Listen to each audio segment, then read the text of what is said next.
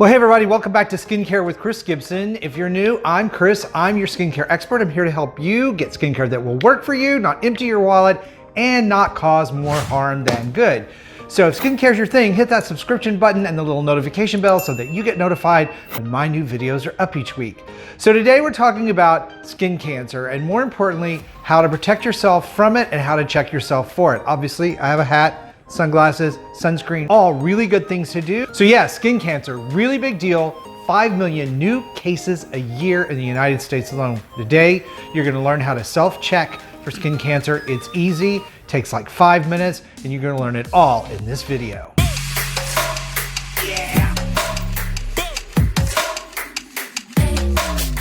So yeah, checking yourself for skin cancer, super important thing to do.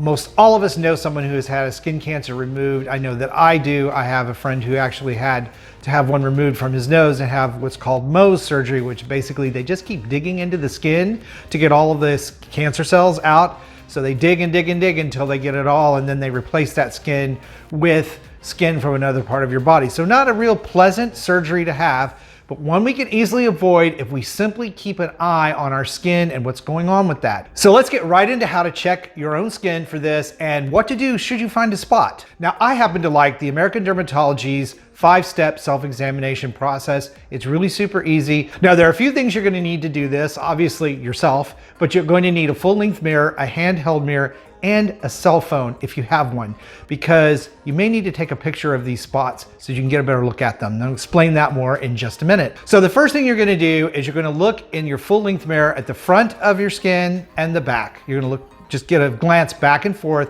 back and front, and look for anything odd or something you haven't noticed before. Then you're gonna do the same thing for both the left and the right side with your arms raised. Next, you're gonna wanna look under your arms, at your forearms and your palms. And the easy way to do that obviously is to lift your arm and look underneath your arm, to bend your arm at the elbow so you can get a good look at the front of your forearm and the back of your forearm. You wanna check again for any spots that you hadn't noticed before or that are meeting that criteria that we just talked about. Then you wanna check closely the back of your legs, your feet, in between your toes, and especially the soles of your feet, again, for any weird spots that may have shown up. Then you're gonna wanna use your hand mirror to check your back, your lower back, and your buttocks. And of course, I'm not demonstrating that here because I have middle-aged white boy butt. We're not gonna show that on the video.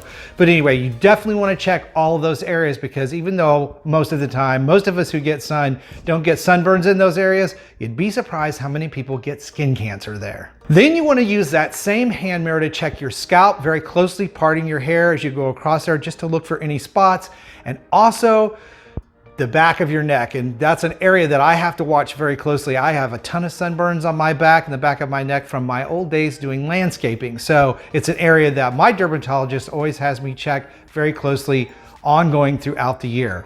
Now, if you find a spot that's really hard to see, this is where the cell phone comes in. You want to snap a picture of that so that you can expand it in your phone and get a really good look at it. If you can't do it yourself, try to find someone who can take that picture for you. It makes a tremendous amount of difference would be able to expand that picture out to really look at that spot and see what's going on. So now say you found a spot that you really want to take this closer look at. You want to use the ABCDs of melanoma. And this is a really easy way to remember what you're looking for. Now, I'll put the link to this infographic and other resources down in the video description box below so you'll have them if you need them. But here's basically how the ABCDs of melanoma work. The first thing we want to look at is A for asymmetry. And that's we're looking for a spot that's irregular, that's not like a circle, like a mole is usually completely round. Anything that's sort of asymmetrical, like one side is somewhat larger than the other. Then B is for border. We want to look at the border of that spot, and if it's jagged or scalloped or kind of flaky looking, that's another indicator that that could be a skin cancer.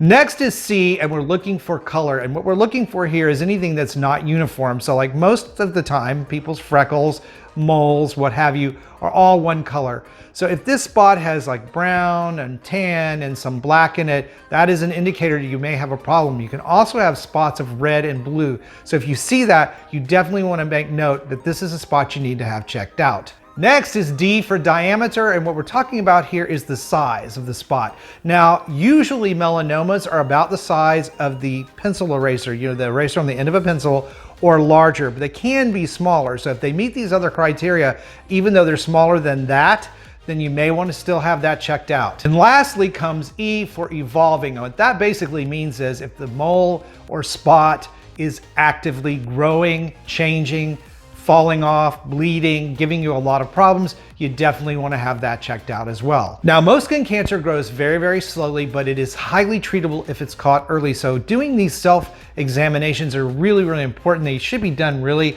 about once a month, but at least twice a year. May is Skin Cancer Awareness Month. So of course I'm talking about it now because it's so important, but that doesn't mean you shouldn't do it more. Now, obviously one of the keys to prevention is something that we talk about on this channel a whole lot, and that is sunscreen. Very, very important that you use sunscreen 15 SPF or higher. Generally speaking, a 30 is going to be good for most people. There are all natural sunscreens that work very well that are zinc based.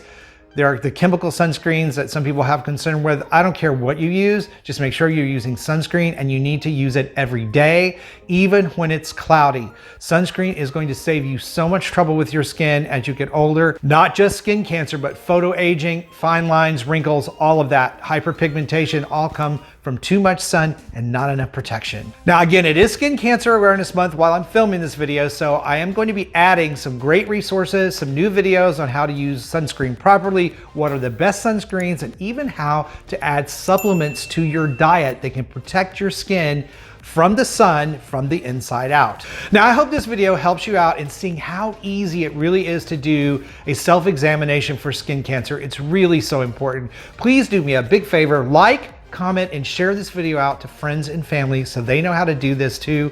You may not just be saving your life, you may be saving their life. I want to thank you guys so much for watching today and supporting the channel. I love you, stay beautiful, and I will see you over on the next video.